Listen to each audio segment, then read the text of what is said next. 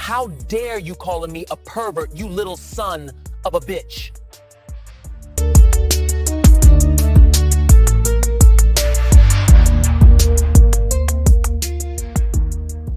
They expect Prince to dodge the question, maybe laugh it off, maybe shut down.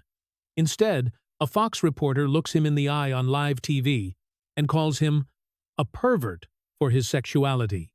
At this point, one wrong response could turn into the headline forever: humiliation, backlash, his identity reduced to a soundbite. The studio has the power, the mic, and the narrative. But then, Prince answers calmly, clearly, without raising his voice, and in under a minute, he flips the entire dynamic and leaves the room with nothing left to say. This wasn't just a comeback. This was a masterclass in dignity under fire. A moment where the man they tried to tear down rebuilt the entire conversation on his own terms. And it began with a single word they never expected him to say. The year is somewhere in the heat of Prince's career, when his androgynous style, his ruffled shirts, his eyeliner, his unapologetic fluidity made him a target. Not just for critics, not just for pearl clutchers, but for mainstream media that didn't know what box to put him in. So they did what people do when they're uncomfortable. They attacked. Fox had him on a segment. It was supposed to be light, promotional, a chance to talk about music, maybe his latest album, his tour. But you could feel it in the air, the tension, the way the reporter's eyes narrowed, the way the questions shifted from his art to his appearance, from his music to his masculinity. Some people say you dress like a woman, the reporter says, voice dripping with condescension. Some people say the way you present yourself is perverted. Perverted. The word lands like a slap. The studio audience shifts. Producers behind the cameras freeze. This isn't banter. This is an ambush. This is a public figure being degraded on national television for the crime of existing outside the lines, for daring to be more than what they could categorize. Prince doesn't flinch. He doesn't lean back.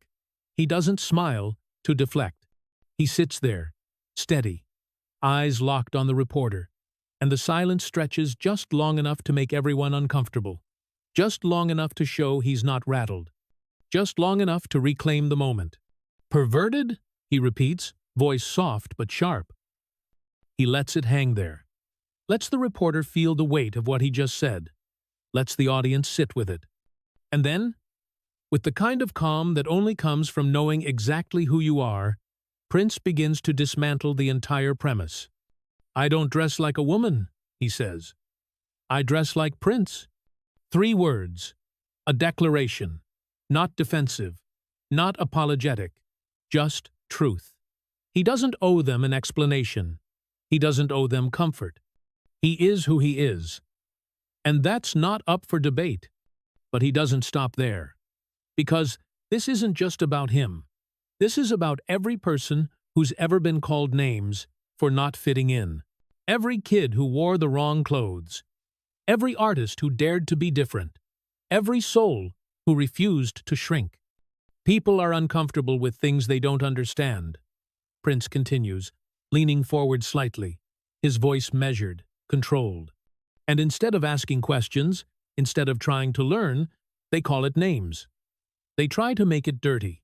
But the only thing that's perverted here is the way you're trying to shame someone for being themselves. The reporter's face goes pale. The smugness drains. The studio, once buzzing with the anticipation of a takedown, goes silent, because Prince just flipped it. He didn't just defend himself. He indicted the entire framework, the whole system that weaponizes discomfort, that punishes difference, that hides behind words like perverted to disguise its own fear. And he's not done. You asked me on this show to talk about my music, Prince says, voice steady, eyes never leaving the reporter. But you don't want to talk about music. You want to talk about how I look. You want to make me explain myself to you. Like I owe you that. Like my existence needs your approval. He pauses. Lets it breathe. I don't. 2 words. But they carry the weight of a lifetime. The weight of every insult hurled at him. Every label. Every attempt to diminish him. And in those 2 words, he shatters them all. The thing about Prince is this. He knew what they were doing. He'd seen it before. He'd lived it. Growing up in Minneapolis, a black kid who didn't talk much, who played instruments like they were extensions of his soul, who dressed the way he felt, not the way he was supposed to. He'd been called names. He'd been questioned. He'd been pushed and prodded and told to pick a side. But he never did. Because sides were a trap. Boxes were a cage. And Prince wasn't built to be contained. His childhood was a blueprint for survival. A father who was a jazz musician, strict and distant. A mother who loved him but couldn't protect him from the world's expectations. A household where music was the only language that made sense when everything else was chaos. Prince learned early that the world would try to tell him who to be, what to wear, how to act, how to perform his blackness, how to perform his masculinity. And he learned, just as early, to say no. Not loudly, not with fists, but with every note he played, every song he wrote, every outfit he chose. His rebellion wasn't in destruction. It was in creation. In building a version of himself that answered to no one but the music in his head and the truth in his heart. By the time he was a teenager, he was already writing songs that would become classics. Already playing multiple instruments with a virtuosity that made grown musicians weep. Already developing a style that blurred every line they tried to draw. He wore heels. He wore lace. He wore leather and silk and purple and gold. He wore whatever made him feel like the fullest version of himself. And people hated him for it. Not everyone. His fans loved him. His music transcended the hate. But the gatekeepers, the critics, the moral police, they couldn't stand it. A black man who refused to be tough, who refused to be hypersexual in the way they expected, who was sexual on his own terms, fluid and free, and unafraid. They called him gay. They called him confused. They called him a freak. And when none of those labels stuck, when he kept rising, kept creating, kept winning, they escalated. They went from questioning to attacking, from criticizing to humiliating. That Fox interview was just one battle in a war Prince had been fighting his whole life. By the time he sat in that chair, across from that reporter, he'd already built an empire on his own terms. He'd written songs that redefined genres. Purple Rain, When Doves Cry, Kiss. Songs that didn't just top charts, they created new categories. He'd walked into rooms full of executives, full of gatekeepers, full of people who thought they knew better. And he'd walked out owning the room. So when that reporter tried to corner him, tried to make him small, Prince didn't shrink. He expanded. He took the insult and turned it into a lesson. He took the attack and made it a mirror. You see, Prince says, leaning back now, voice calm, almost conversational. When you call someone a pervert for the way they dress, for the way they express themselves, you're really just saying you're scared. Scared of anything that doesn't look like you. Scared of anything that challenges what you think is normal. The reporter tries to interrupt, tries to regain control. But Prince raises a hand. Not aggressive, just firm. A gesture that says, I'm not finished. And that fear? That's yours, not mine. I'm not going to carry it for you. It's devastating. Not because it's loud, not because it's angry, but because it's true. Because in that moment, Prince strips away the facade. He exposes the machinery. He shows everyone watching that the real perversion isn't in how he dresses. It's in the need to humiliate someone for being different. The camera cuts to the audience. Some are nodding. Some are stunned. Some look like they've just witnessed something they weren't prepared for. Because they have. They've just watched a man refuse to be shamed. Refuse to be broken. Refuse to play the game. And the reporter? He's scrambling, trying to steer the conversation back to safe ground, trying to recover. But there's nothing left to recover. Prince has already won. Not by fighting. Not by yelling. But by standing firm in who he is and refusing to apologize for it. Let's talk about the music, the reporter says, voice tight, trying to salvage something. Prince smiles.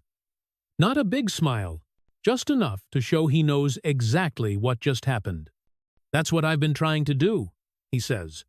And just like that, the power shifts. The narrative changes. The hunter becomes the hunted. The predator becomes the prey. Because Prince didn't just defend himself, he redefined the entire conversation.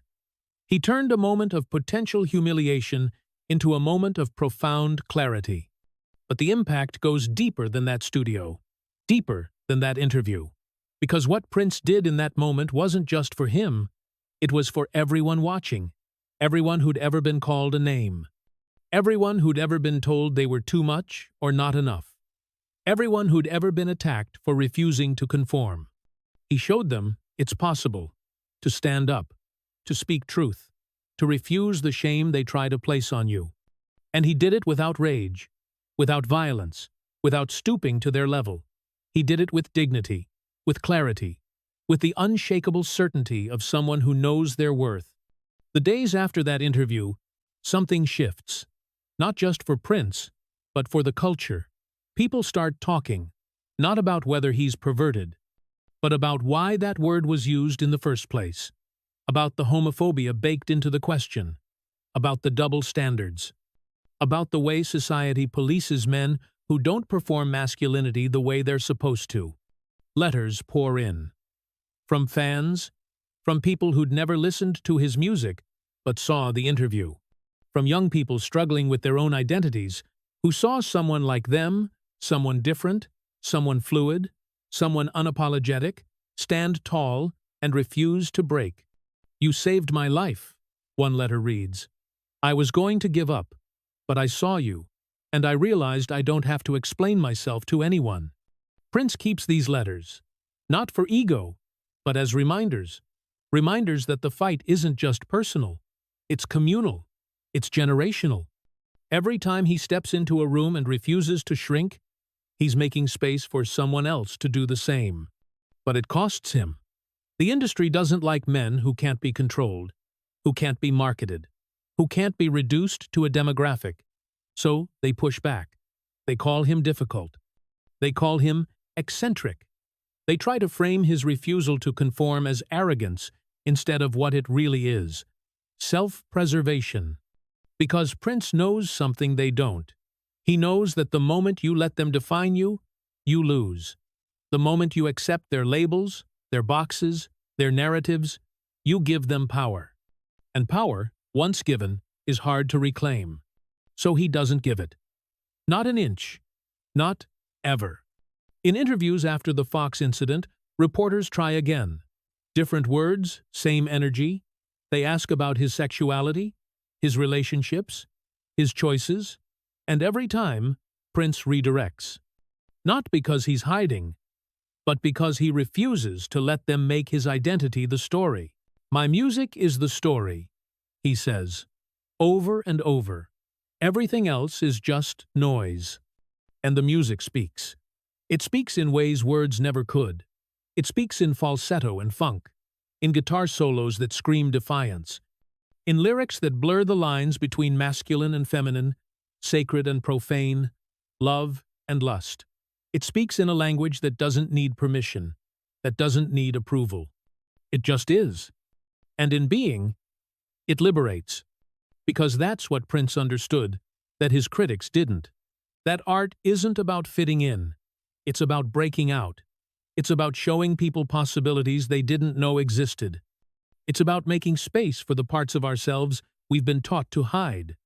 He'd learned this lesson young, watching his father struggle to make it as a jazz musician in a world that didn't value black artistry the way it should. Watching his mother navigate a marriage that was falling apart. Watching his community in Minneapolis, full of talented people who never got their shot because they didn't fit the mold. Prince decided early on that he wouldn't wait for permission. He wouldn't wait for the industry to understand him. He would create his own lane, his own sound, his own world. And if people didn't like it, that was their problem, not his. This philosophy extended to everything. His band, The Revolution, was integrated when that was still controversial. Men and women, black and white, straight and gay. All of them talented beyond measure. All of them given space to shine. Prince didn't just talk about breaking barriers. He lived it. He built it into the foundation of everything he created. And when he stepped onto stages around the world, wearing whatever he wanted, playing whatever he felt, loving whoever he loved, he wasn't just performing. He was preaching. A gospel of freedom.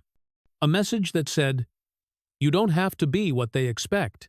You can be exactly who you are. The Fox reporter never apologized.